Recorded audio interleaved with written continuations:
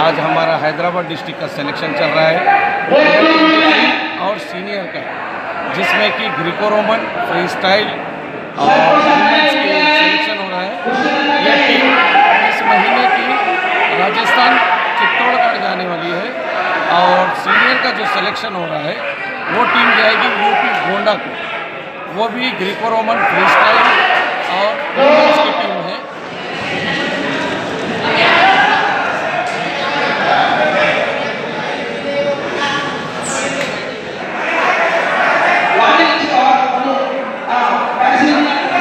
कितने टीम आ जाएंगे अभी नेशनल के लिए? इसके लिए 4 टीम जाएंगे, जूनियर, अंडर 23, ग्रेको रोमन और लेडीज़ के 4 टीम जाएंगे।